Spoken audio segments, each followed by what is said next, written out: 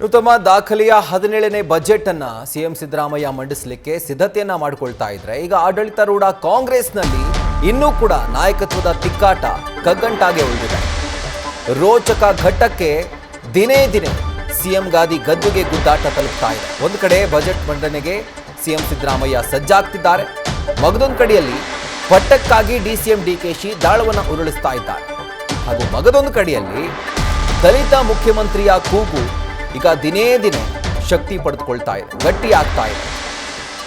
So ದಾರಿ ಯಾವುದಯ್ಯ ಅನ್ನುವಂಥ ಗೊಂದಲದಲ್ಲಿ ಈಗ ಸದ್ಯಕ್ಕೆ ಕಾಂಗ್ರೆಸ್ ಹೈಕಮಾಂಡ್ ಇದೆ. ಒಂದು ಕಡೆ ಸಿಎಂ ಸಿದ್ದರಾಮಯ್ಯನವರು ಯಾವುದಕ್ಕೂ ಕೂಡ ಯಾವ ಗೋಜಲಿಗೂ ಕೂಡ ಕಿವಿಗೊಡದೆ ತಲೆ ಕೆಡಿಸ್ಕೊಳ್ಳದೆ ತಮ್ಮ ಬಜೆಟ್ ಮಂಡನೆ ಬಗ್ಗೆ ಮಾತ್ರ ಅವರು ದೃಷ್ಟಿ ನೆಟ್ಟಿದ್ದಾರೆ. ದಾಖಲೆಯ 17ನೇ ಬಜೆಟ್ ಮಾರ್ಚ್ 6ರಂದು ಇದನ್ನು ಮಂಡಿಸ್ತಾ ಇದ್ದಾರೆ. ಮಗದೊಂದು ಕಡೆಯಲ್ಲಿ ಬಜೆಟ್ ಆದ ನಂತರ ನಿಮ್ಮ ಅವಧಿ ಏನಿದೆ, ಲಾಂಗೆಸ್ಟ್ ಸರ್ವಿಂಗ್ ಸಿಎಂ ಅನ್ನುವಂಥ ಅವಧಿ, ಆ ರೆಕಾರ್ಡ್ ಬ್ರೇಕ್ ಆಯಿತು. ದಾಖಲೆ 17ನೇ ಬಜೆಟ್ ಮಂಡನೆ ಆಯಿತು. ಈಗ ಆ ಪಟ್ಟವನ್ನು ನಮಗೆ ಬಿಟ್ಕೊಡಿ ಅನ್ನುವಂಥ ಹಕ್ಕು ಮಂಡನೆಯನ್ನು ಡಿಸಿಎಂ ಡಿಕೆಶಿ ಮಾಡ್ತಿದ್ದಾರೆ. ಅಂದರೆ ಕಾಂಗ್ರೆಸ್ ಹೈಕಮಾಂಡ್ ಲೆವೆಲ್ನಲ್ಲಿ ಈ ಒಂದು ಬೇಡಿಕೆಯನ್ನು ಅವರು ಇಟ್ಟಿರುವಂಥದ್ದು. ನನಗೆ ಏನೊಂದು ಪರಿಶ್ರಮ ನಾನು ಹಾಕಿದ್ದೀನಿ, ಅದಕ್ಕೆ ತಕ್ಕಂಥ ಪ್ರತಿಫಲ ಸಿಗಲೇಬೇಕು ಅನ್ನುವಂಥ ಒಂದು ಹಕ್ಕೊತ್ತಾಯ ಅದು. ಮಗದೊಂದು ಕಡೆಯಲ್ಲಿ ಈ ಎರಡೂ ತಿಕ್ಕಾಟಕ್ಕೆ ಪ್ಯಾರಲಲ್ಲಿ ಅಂದರೆ ಹೇಳೋ ಪ್ರಕಾರ ಸಿಎಂ ಸಿದ್ದರಾಮಯ್ಯನವರ ಕ್ಯಾಂಪ್ನಿಂದಲೇ ಈ ದಲಿತಾಸ್ತ್ರ ಹೂಡ್ಲಾಗ್ತಾ ಇರುವಂಥದ್ದು. ದಲಿತ ಸಿಎಂ ಕೂಗು ದಿನೇ ದಿನೇ ಗಟ್ಟಿ ಆಗ್ತಾ ಇದೆ, ದಿನೇ ದಿನೇ ಅದು ಶಕ್ತಿಯನ್ನು ಪಡೆದುಕೊಳ್ತಾ ಇದೆ. ಸೊ ಹೀಗಾಗಿ ಹೈಕಮಾಂಡ್ ನಡೆ ಏನು ಅನ್ನೋದೇ ಈಗ ದೊಡ್ಡ ಯಕ್ಷ ಪ್ರಶ್ನೆಯಾಗಿ ಉಳಿದಿದೆ. ಯಾಕೆಂದರೆ ಈ ಗೊಂದಲ ಕೇವಲ ರಾಜಕೀಯ ವಲಯದಲ್ಲಷ್ಟೇ ಅಲ್ಲ, ಹೈಕಮಾಂಡ್ಗೂ ಕೂಡ ಇದೆ. ಈ 3 ಆಪ್ಷನ್ಸಲ್ಲಿ ಯಾವ ಆಪ್ಷನನ್ನು ನಾವು ಆಯ್ಕೆ ಮಾಡಿಕೊಳ್ಬೇಕು?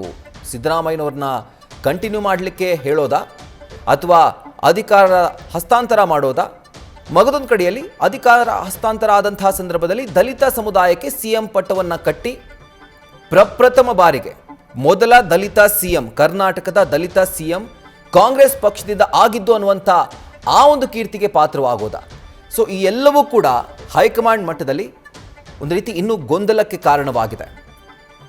ಕತ್ತಿ ಮೇಲಿನ ನಡಿಗೆ ಹೈಕಮಾಂಡ್, ಹಂಗೋದ್ರೂ ಕುಯ್ಯುತ್ತೆ, ಹಿಂಗೋದ್ರೂ ಕುಯ್ಯುತ್ತೆ.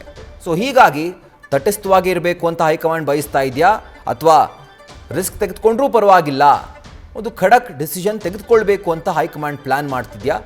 ಇನ್ನೂ ಕೂಡ ಯಾವುದೇ ಕ್ಲಾರಿಟಿ ಇಲ್ಲ. ಬಟ್ ಈಗ ಸದ್ಯಕ್ಕೆ ದಿನೇ ದಿನೇ ಸಿಎಂ ಕುರ್ಚಿಯ ಕಿತ್ತಾಟ ಒಂದು ರೋಚಕ ಘಟ್ಟವನ್ನು ತಲುಪ್ತಾ ಇದೆ.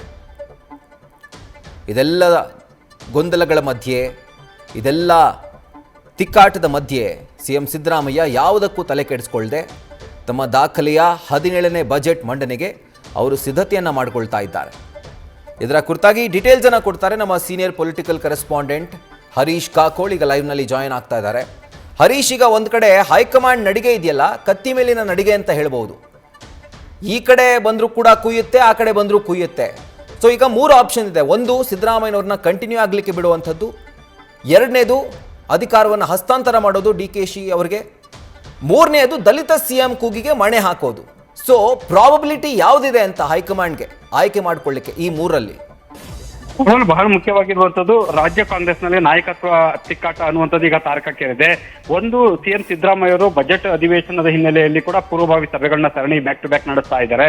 ಸೊ ಮಗನೊಂದ್ ಕಡೆ ಡಿಸಿಎಂ ಡಿಕೆ ಶಿವಕುಮಾರ್ ಅವರು ಬಜೆಟ್ ಮಂಡನೆ ನಂತರವಾದ ತನಗೆ ಅವಕಾಶ ಕೊಡಬೇಕು ಅನ್ನುವಂತ ನಿಟ್ಟಿನಲ್ಲಿ ಬಿಗಿಪಟ್ಟನ್ನು ಹಿಡಿದು ಆ ಮೂಲಕ ದಾಳಗಳನ್ನ ಕೂಡ ಉರುಳಿಸ್ತಾ ಇದ್ದಾರೆ. ಸೊ ಇತ್ತ ದಲಿತ ಸಿಎಂ ಅನ್ನುವಂಥ ಕೂಗು ಕೂಡ ದಟ್ಟವಾಗಿ ಕೇಳಿ ಬರ್ತಾ ಇದೆ.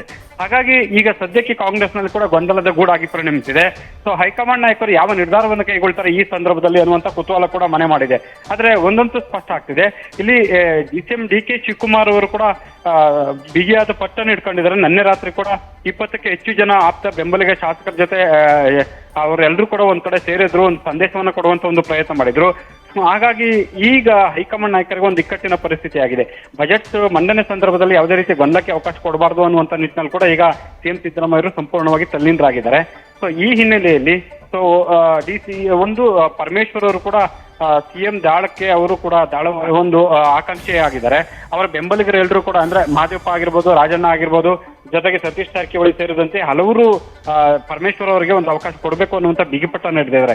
ಹಾಗಾಗಿ ಸದ್ಯದ ಮಟ್ಟಿಗೆ ರಾಜ್ಯ ಕಾಂಗ್ರೆಸ್ನಲ್ಲಿ ನಾಯಕತ್ವ ವಿಚಾರ ಗೊಂದಲದ ಗೂಡಾಗಿ ಪರಿಣಮಿಸಿದೆ. ಆದ್ರೆ ಹೈಕಮಾಂಡ್ ನಾಯಕರು ಈ ವಿಚಾರಕ್ಕೆ ಸಂಬಂಧಪಟ್ಟಂಗೆ ಯಾವ ರೀತಿಯ ತೀರ್ಮಾನವನ್ನು ಕೈಗೊಳ್ತಾರೆ, ಯಾವಾಗ ತೀರ್ಮಾನ ಕೈಗೊಳ್ತಾರೆ ಅನ್ನುವಂಥದ್ದು ಸಾಕಷ್ಟು ಕುತೂಹಲಕ್ಕೆ ಎಡೆ ಮಾಡಿಕೊಟ್ಟಿದ್ದಾರೆ. Rahul. Right Harish, thank you ಡೀಟೇಲ್ಸ್ಗೆ.